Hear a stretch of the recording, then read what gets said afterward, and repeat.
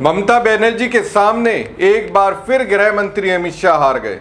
वो सच सामने आ गया जिससे ये सरकार और बीजेपी खुद के शामिल होने से इनकार करती रही। यही नहीं, ममता बनर्जी को मुश्किल घड़ी में साथ देने वाले राहुल गांधी ने भी उनका बदला अमित शाह के बेहद खास मुख्य चुनाव आयुक्त ज्ञानेश कुमार से ले लिया।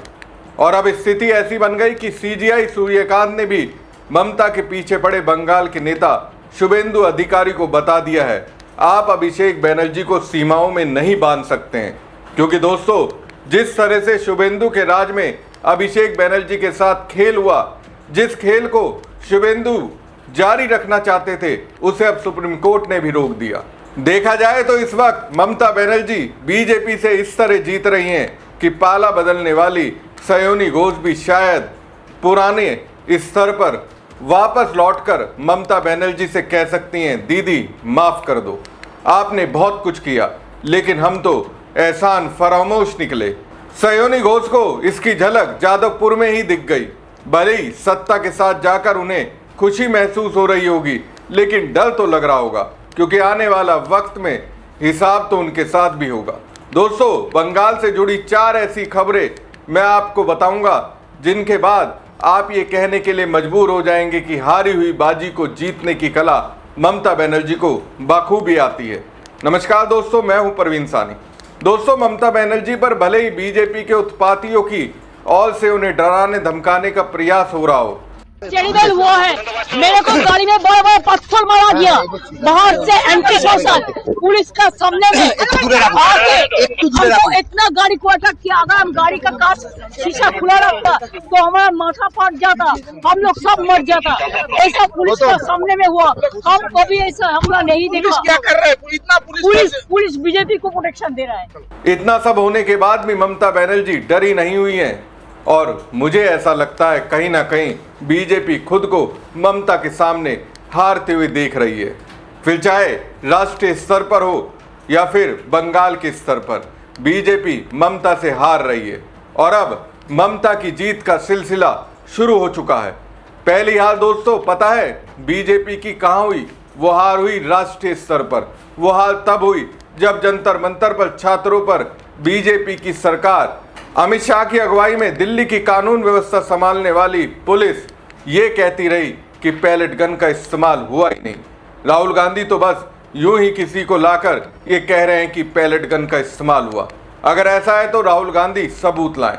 अब दोस्तों, टीएमसी प्रमुख ममता बनर्जी ने सबूत पेश कर दिया और एक तरह से गृह मंत्री अमित शाह को हरा दिया। अब आपके जहन में सवाल होगा कैसे, तो चलिए बताते हैं। दरअसल दोस्तों, अभी एक चौंकाने वाली खबर आई है। 20 जुलाई को दिल्ली में संसद की ओर निकाले गए प्रदर्शनकारियों के मार्च के दौरान पैलेट गन की गोलियों से 10 लोग घायल हुए थे। ये जानकारी टीएमसी नेता साकेत गोखले को सूचना के अधिकार के तहत मिली जवाब से सामने आई है। सोशल मीडिया पर साकेत गोखले ने लेडी हार्डिंग मेडिकल कॉलेज से मिले आरटीआई के जवाब को साझा किया।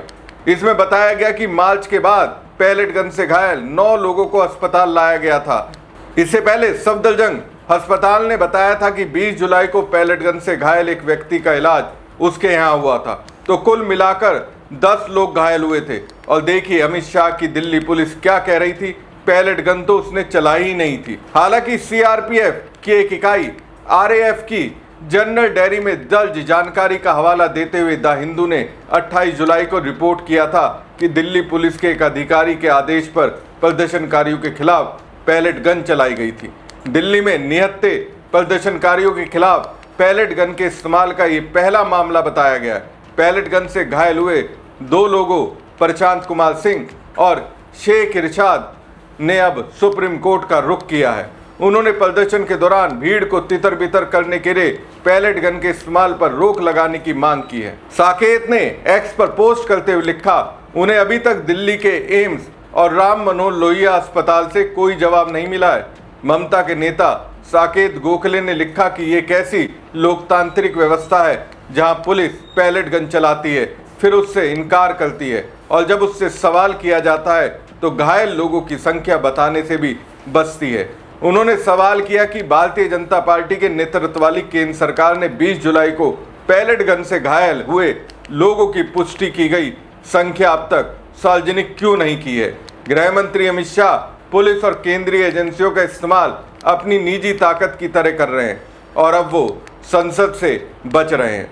दोस्तों, राष्ट्रीय राजधानी दिल्ली की पुलिस और केंद्रीय सशस्त्र पुलिस बल केंद्रीय गृह मंत्रालय के अधीन आता है। विपक्ष मांग कर रहा है कि युवा प्रदर्शनकारियों के खिलाफ पुलिस द्वारा कथित तौर पर जरूरत से ज्यादा बल प्रयोग किए जाने के मुद्दे पर अमित शाह सदन में बयान दे। तो देखा जाए, ममता बनर्जी ने एक तरह से गृह मंत्री अमित शाह को बेनकाब कर दिया। बताइए, बीजेपी वाले झारखंड में लाठीचार्ज को लेकर प्रदर्शन कर रहे हैं, लेकिन झारखंड में तो छात्रों पर पैलेट गन का इस्तेमाल नहीं हुआ। अब गृह मंत्री अमित शाह को इस पर तो जवाब देना ही चाहिए। एक तरह से देखा जाए तो ममता बनर्जी ने गृह मंत्री अमित शाह को बेनकाब कर दिया। अमित शाह की इस मामले में हार तो हुई, वहीं सुप्रीम कोर्ट में बंगाल के मुख्यमंत्री शुभेंदु अधिकारी की भी हार हुई। वो टीएमसी महासचिव अभिषेक बनर्जी को देश से बाहर विदेश जाने से रोक रहे थे, लेकिन सुप्रीम कोर्ट ने भी कह दिया अभिषेक बनर्जी आंखों के इलाज के लिए 3 हफ्ते के लिए विदेश जा सकते हैं। यहाँ पर भी बीजेपी की हार हुई। यहाँ ममता बनर्जी जीती और सुप्रीम कोर्ट में भी ममता बनर्जी एसआईआर पर मुख्य चुनाव आयुक्त ज्ञानेश कुमार से भी जीत गई। हालांकि इस जीत में साथ कांग्रेस नेता राहुल गांधी के करीबी अधीर रंजन चौधरी ने दिया। दरअसल सीजीआई सूर्यकांत की अध्यक्षता वाली बेंच ने कांग्रेस नेता अधीर रंजन चौधरी की याचिका पर ईसीआई को नोटिस जारी कर जवाब मांगा है। अधीर रंजन चौधरी ने पश्चिम बंगाल के हर ब्लॉक में एसआईआर ट्रिब्यूनल बनाने और अपीलों का समय पर निपटारा करने की मांग की थी। सुप्रीम कोर्ट ने चुनाव आयोग से उन मामलों की जानकारी मांगी है जिनका निपटारा अपीलीय ट्रिब्यूनल ने किया है। इन ट्रिब्यूनलों को पश्चिम बंगाल में एसआईआर के दौरान सूची से हटाए गए लोगों की याचिकाओं पर सुनवाई का काम सौंपा गया था। सुनवाई के दौरान सीजीआई ने कहा, इस रफ्तार से अपीलों की सुनवाई पूरी होने में तो अगला चुनाव आ जाएगा। जस्टिस बागजी ने कहा कि सिर्फ अपील दाखिल होना काफी नहीं है, निपटारे की संख्या भी मायने रखती है। मतलब देखिए, जिससे बचना ज्ञानेश कुमार चाह रहे थे उससे बच नहीं पाए। चुनाव आयोग किस तरह से काम कर रहा है, इसे आप इससे समझ सकते हैं कि 4 मई को बंगाल इलेक्शन का रिजल्ट आता है। 12 जून को कोलकाता में सरकारी बिल्डिंग में आग लगने से 4000 ईवीएम, वीवीपैट और बैलेट बॉक्स जलकर राख हो जाते हैं। 13 जून को पुलिस एफआईआर दर्ज करके एसआईटी बिठाती है। 30वीं मंजिल पर लगी आग बीच वाले फ्लोर को छोड़कर सीधे 9वीं मंजिल तक पहुंच जाती है और 58 दिन बीतने के बाद भी आज तक किसी को कारण पता नहीं लगता। चुनाव आयोग कुछ इस तरह से एसआईआर पर अपने काम को आगे लेकर चल रहा था, लेकिन फटकार लग गई। देखा जाए तो ममता बनर्जी जीतती हुई दिखाई दे रही हैं। वो फिर से लय में लौट रही हैं। जनता के बीच उनकी वापसी होती दिख रही है।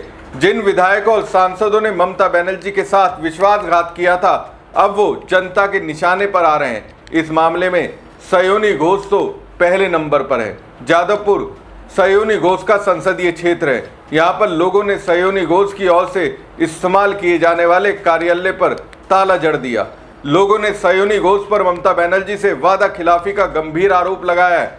उनका कहना है कि टीएमसी के टिकट पर चुनाव जीतने के बाद भी वो अब एनसीपीआई सांसद के रूप में काम कर रही है और एनडीए की बैठक में हिस्सा ले रही हैं। लोगों का साफ तौर पर कहना है कि पार्टी की नीतियों और अनुशासन के खिलाफ जाने के बाद सयोनी घोष को टीएमसी के दफ्तर का इस्तेमाल करने का कोई नैतिक या कानूनी अधिकार नहीं है। बेशर्मी देखिए दोस्तों, गद्दारी सयोनी घोष ने ममता बनर्जी और टीएमसी से की और उन्हीं के कार्यालय का इस्तेमाल कर रही हैं। अगर मैं सयोनी घोष के इस स्टैंड का विश्लेषण करूं तो कहीं ना कहीं सयोनी घोष टीएमसी में लौटने का विकल्प अपने लिए खुला रखना चाहती है, जैसे कि ऋतवत बनर्जी के साथ गए 3 बागी विधायकों ने किया। वो ममता बनर्जी का गुणगान करने लगे और कहने लगे कि ममता बनर्जी पर हमले को बर्दाश्त नहीं करेंगे। तो कुल मिलाकर दोस्तों, इस वक्त बीजेपी भले ही अपनी ताकत की नुमाइश कर रही हो, लेकिन ममता बनर्जी के लड़ने के जज्बे के सामने टिक नहीं पा रही है। आपको क्या लगता है? कमेंट बॉक्स में कमेंट करके जरूर बताएं। साथ ही पेज को लाइक और खबर को ज़्यादा से ज़्यादा शेयर कीजिएगा। धन्यवाद।